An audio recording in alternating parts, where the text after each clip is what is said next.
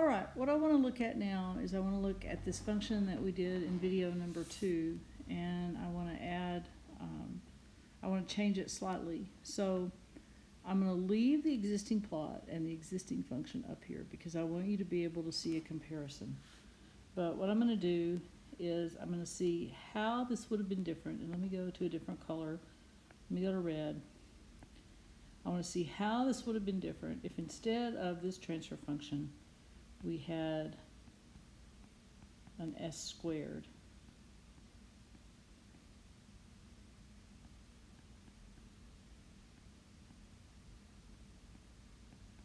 So everything is the same, okay? The location of the poles is the same. We still have a 0 at 0, but now it's a double root, okay? So it's an s squared instead of an s.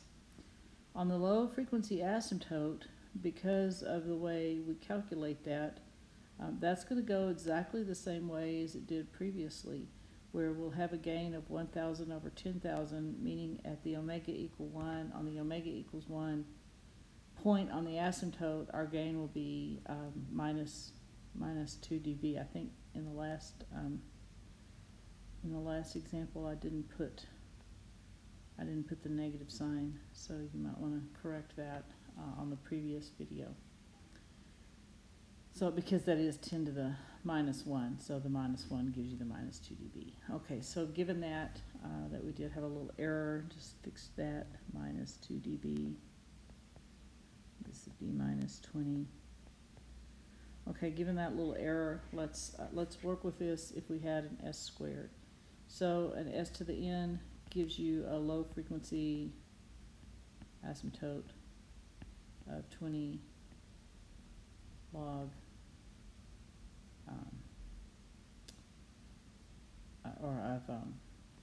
of 20 n dB per decade. N is 2 here, so that means our low frequency asymptote is 40 dB per decade. So what that means is we start at the same place, okay, we start at this minus 2 dB, but now instead of 20 dB per decade, we have a slope of 40 dB per decade, up to the point where we get to 20. Now at 20, we subtract 20 dB per decade from the slope, but we still have a positive slope. And then at 500, we subtract another 20 dB, which will flatten us out. So the reason for me to do this is to show you that the shape of the magnitude plot changes dramatically based on the slope of your low frequency asymptote. So if we just simply change this by putting an s squared in the numerator, then that makes this a dramatically different function, magnitude-wise. Now, phase-wise, what's going to be different? Okay, in this case, we would have started out at 180 degree phase because our low frequency phase is 90 degrees times n. And so if n is 2, we start out at 180, we go to 90, and then we go to 0. But the shape of the phase plot doesn't change at all, just the starting and stopping frequencies. So that's kind of interesting, I think. Okay, so let's look at some other possibilities. Let's look at one where we have h of s is, let's do the same thing, except let's put the s in the denominator. Okay, and we'll just work just with the magnitude plot because it's the one that's going to change shape so dramatically. Here's omega equals 1, 10, 100, 1,000. Okay, and we'll mark off 20, and we'll mark off 500. And notice once again that our gain on the, so we do have a 0 or a pole at 0, so we'll have to locate our gain on the omega equals 1 axis. Notice I still have 20, I still have 500, I still have 1,000. So I'm still going to start at minus 2 dB here, or intersect the omega equals 1 axis at minus 2 dB. Okay, so what's going to change? So the first thing that's going to change is I look at the low frequency asymptote. So low omega asymptote. I find that I have s to the minus 1, which will give me a slope of minus 20 dB per decade at low frequency. So if I come here, so let me label this 20.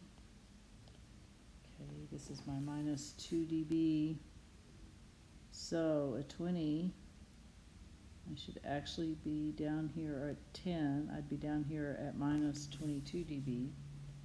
So pretty, actually, let me just a little cleaner. So minus 22 dB.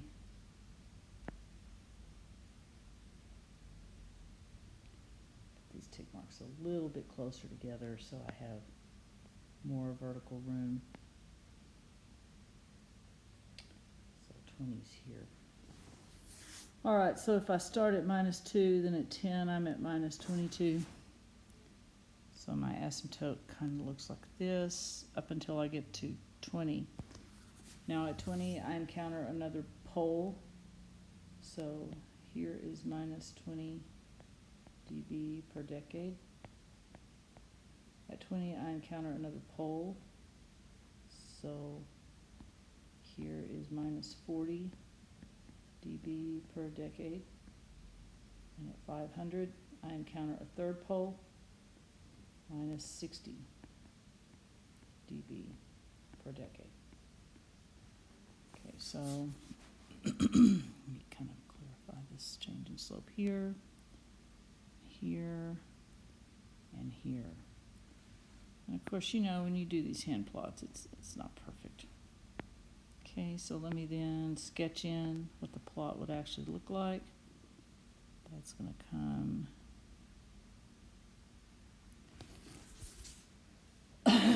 All right, a couple things to point out. Whenever you have a change in slope, that is a change in 20 dB per decade. So let's come back to our original plot here. That's going to be 3 dB below the intersection of the asymptotes. So that's kind of a way to judge. Same here. It's 3 dB below, 3 dB below. On the one where we had the s squared, where did I do that one? I guess I didn't have one like that. So so far we've only had changes in slope of 20 dB per decade at each critical point. So my point is 3 dB down. So once again, you know, this is very close to the same function that we originally started with on example video 1. The difference is we now have a 0 in the denominator, and you can see how dramatically that affects the magnitude plot. It affects it extremely dramatically. The phase plot be exactly the same as this. The difference would be the starting point and the stopping point. Our low frequency phase asymptote is also determined by the fact that we have a pole. So for this example, our phase would start at minus 90. So it's minus 90 for low omega. And then at 20 radians per second, the asymptote shifts to minus 180. And then at 500, it shifts to minus 270. So the high frequency asymptote, once you pass the last pole on the phase, would be a minus 270 degrees, and then it just stays at minus 270 as frequencies get higher. On the magnitude, the asymptote at high frequency is minus 60 dB. The slope of the asymptote at high frequency is minus 60 dB per decade. So there's that. Now let's look at another example. We'll do a totally different one this time. So h of s is s over s squared plus, let me think,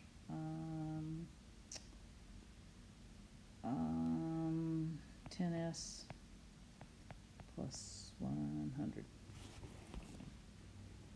So in this case, this denominator has complex roots. So what we need to do is we need to look at what this denominator is. So we have s squared plus 10s plus 100. And you may recall from the lecture on magnitude plots, on Bode plots, where we have roots that are quadratic that can be factored. That's in the form of s squared plus 2 zeta omega n s plus omega n squared.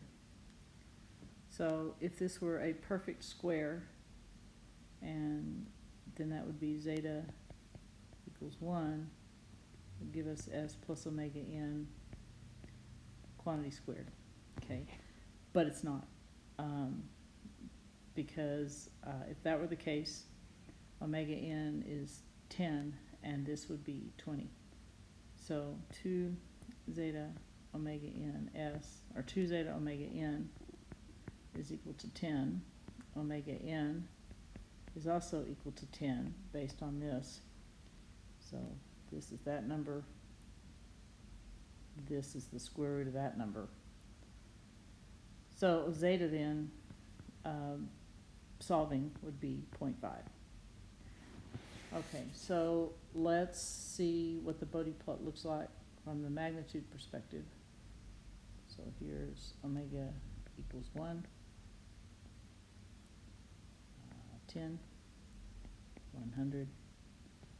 And because we have a 0 in the numerator, our slope, our low frequency asymptote, is 20 dB per decade.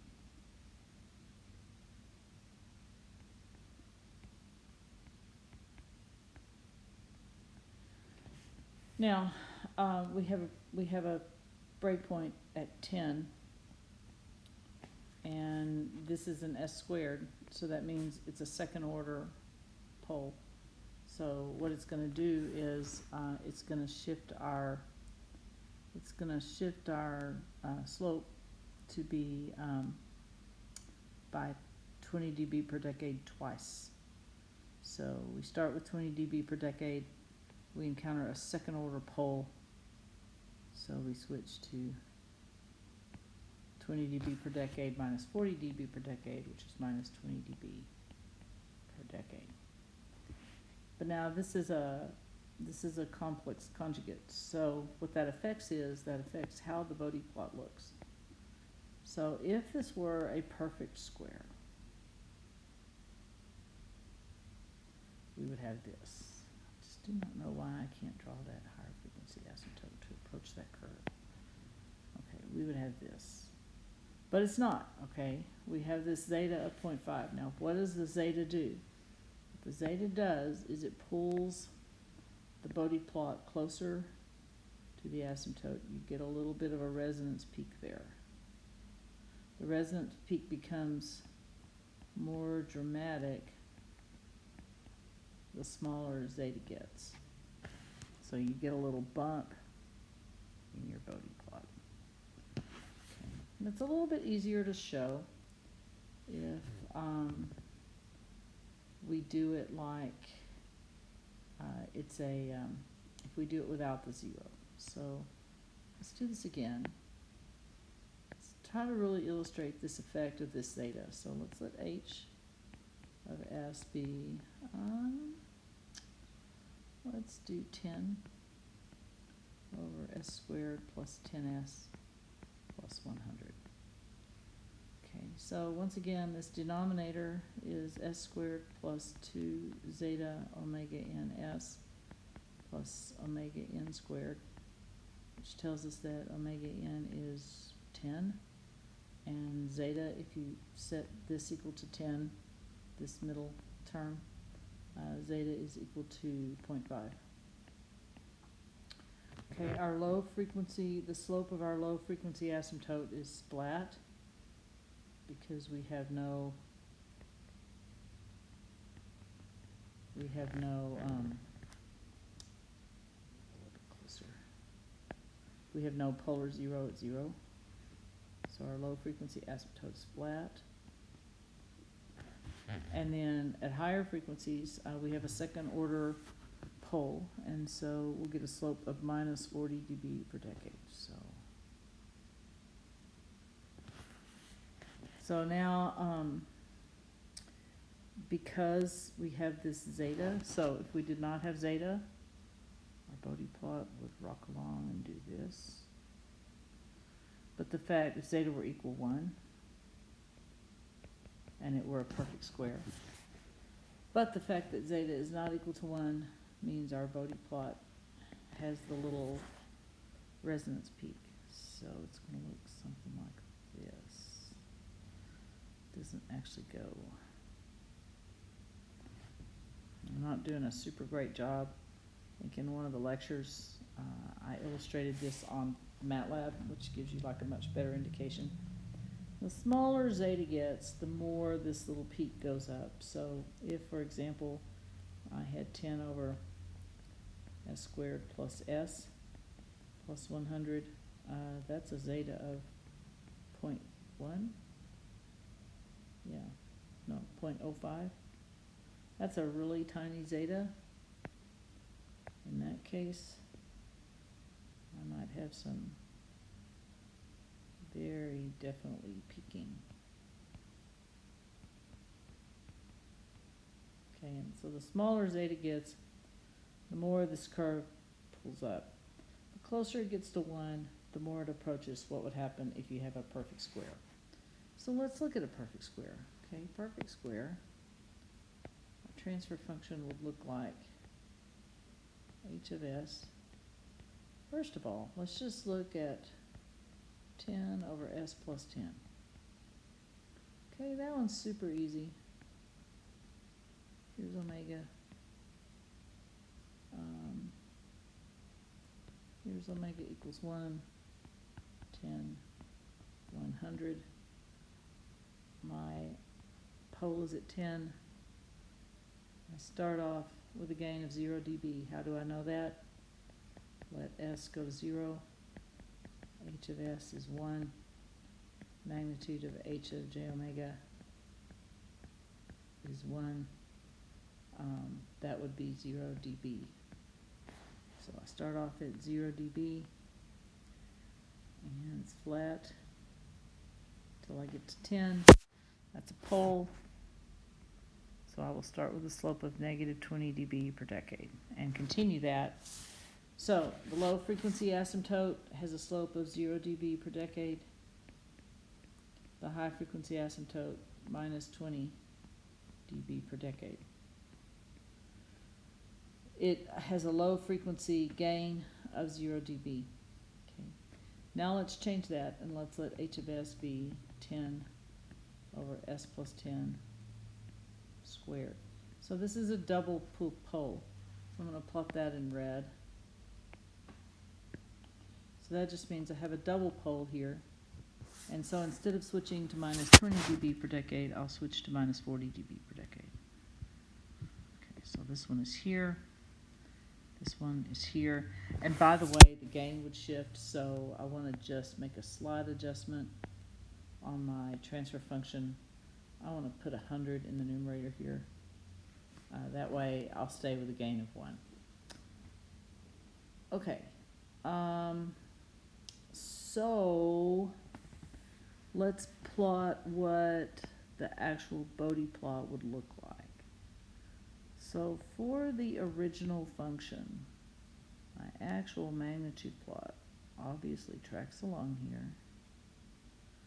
And this difference right here is minus 3 dB. Now when it is squared in the denominator, once again I follow my asymptote, but notice the steeper slope. And so I'm considerably lower.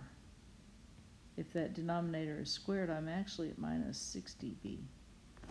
down here, below where the asymptotes intersect. So remember the definition of, so this is a low pass filter. And remember the definition of the cutoff frequency. The cutoff frequency is at the 3 dB down point, which is 1 over the square root of 2. So notice that if you square this denominator, the 3 dB point, which is right here, actually shifts back. Okay, so your 3 dB point, which is the definition of cutoff, is different if the transfer function contains a second order pole in the denominator. So this is going to make a little more sense when we talk about higher order filters, but I wanted to show it to you now while we're discussing Bode plots for two reasons. One, so that you've seen it before. The other is to give you an introduction of sort of how this is going to work. Okay, now what happened when we didn't have a perfect square is we went from this red curve down here to either the blue or the red as indicated on this figure. So what it's doing is it's giving you a resonance peak at that critical frequency. So that's what happens when we have quadratic factors in the denominator that cannot be factored into two separate roots. All right, now what if zeta is greater than 1? So let's say we had, instead of here, let's say we had 10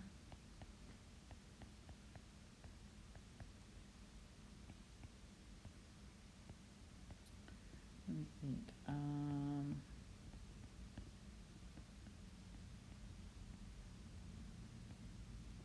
25s. Okay, in this case, the denominator can be factored. S plus 5 and S plus 20. So how does that look? And how is that different from the perfect square? So in this case, here's omega equals 1. Here's 10. Here's 100. Here's 5. Here's 20, roughly. Okay, I still start off at 0 dB per decade. At 5, I shift to minus 20 dB per decade, and at 20, I shift to minus 40 dB per decade. So this curve is actually quite similar to my curve for the perfect square, okay? Its low frequency asymptote has a slope of 0 dB per decade. Its high frequency asymptote has a slope of minus 40 dB per decade. But notice the curve, and this is better seen on MATLAB. But notice the curve, it's going to have a longer transition because this is no longer a double root. It's actually spread out over a range of frequencies. So this would be a really poor filter if you were going to try to make this a filter, because notice your transition from passband to cutoff is really drawn out over this long range of frequencies, whereas here your transition is much more immediate. You're not, dividing, and notice I've got a different scale here, so slightly different scale. But this is a quicker transition as far as, this transition band. It occurs a little more quickly. But it does move back the cutoff frequency, as does this one. Notice here, technically by the definition of cutoff, that would be back here at 5 radians per second. So what I'm trying to do here is A, show you some examples of how to do hand plots of Bode plots, but B, also begin to tie in an understanding of how the Bode plot illustrates the behavior of a filter and how we can use